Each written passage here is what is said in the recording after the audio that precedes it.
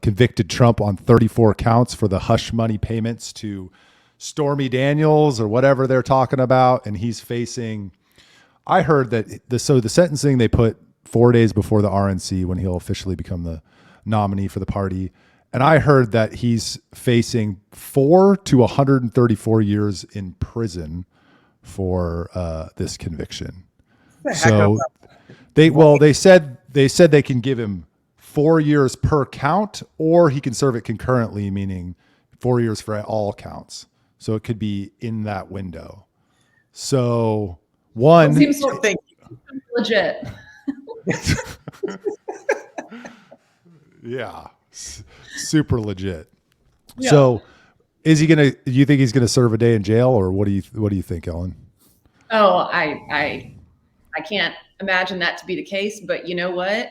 The more that they make, the more that the left comes after him like this, the more of a martyr they are making him, the more money he is raising, the more his popularity is soaring. So I don't understand how they haven't gotten that message yet, considering that this is not the first time that we've seen this like backlash of reaction of outpouring of support. You know, people who were I really think that they're risking people who were on the fence or who, you know, didn't love him before. They're going to say, well, I do believe in the rule of law being applied equally to everybody and not going after political opponents. And I think it's going to have the exact opposite effect of what they hope, but they can't see through their own bias. So it's ultimately going to be a detriment. No, I don't think he goes to jail. And if he does, you better believe he's going to raise a ton of money from it.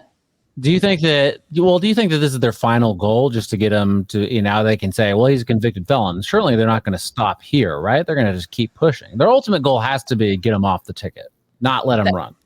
Yes, which has been the consistent goal for a long time, and no matter what they have done, whether it's through the states or through the mugshot. I mean, you've seen time after time after time that they're trying to get him to go away. They're trying to get him off the ballot, and of course they want the talking point that, are you really going to vote for a felon for president? But I just they need some new strategists over at the DNC.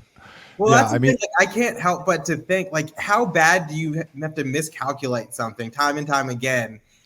From the inflating his assets case when the judge ruled against him and they rallied around him, through the E. Jean Carroll case when they ruled against him and they rallied. Like, every single time this happens, we see what happens, but yet they keep doubling and tripling down. And I don't know if we're not seeing the same world here, or like why they think it's going to work this time. Like, I don't understand it. Yeah. Different worlds for sure. And I would say nobody on this call is a Trump. Well, I can speak for Charles, Brad, myself. We're not Trump sycophants. Like, I'm totally winnable for the Robert Kennedy camp as a voter, right. But I'm like going to go donate to Trump. Like, it's making me, as you pointed out, like more sympathetic to him and more inclined to vote for him and support him because they're going after him so hard. It's having the opposite effect. I saw a Google Trends screenshot of like people searching the terms Trump and donate. And it's like, going on this little, and then yesterday it shoots through the roof. He raised $38 million since his conviction.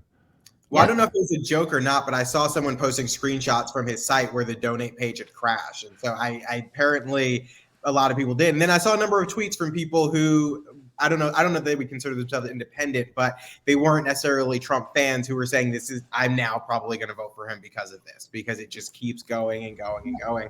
And it's a bad calculation on their part. It's a really bad calculation. Yep. So does he win? Oh, I think so. Yeah. I mean, I'm still in the camp of he's not actually going to run against Biden, but who do you think? You still don't think he's going to be on the ticket, or you don't think Biden's going to be on the ticket? I still don't think Biden's on the ticket. I don't think they're gonna sneak attack someone else in there, but I don't think it'll be enough to overcome Trump's trajectory and support at this point. But when does the big switch happen? Brad has been asking this for the past year. After the convention. I don't know. After the convention? Well, at the convention, I would say, right? After. Oh, wow. I don't know. We're speculating. I mean, leave it to the same strategists. Okay, I'm sure they have a great plan. They have Ellen, these two goons have been telling me that it's going to be he's going to get replaced, and he's going to get replaced with Michelle Obama. I think. Do you think it's going to be Michelle Obama if they replace him? I think it's a distinct possibility. Okay, all right, we'll see. We'll see what happens.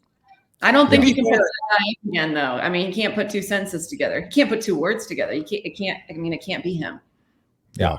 Well, I don't see how it's him. Well, our first debates are next month, so that should be fun, right? June 28th or 6th or something like that. 7th. Oh, both around it. That should be fun. Yeah. I don't know, though, anymore about the Michelle Obama thing, because clearly the strategists don't know what they're doing. And if they did, they probably would put Michelle Obama. But instead, they're probably going to put someone else. So at this rate.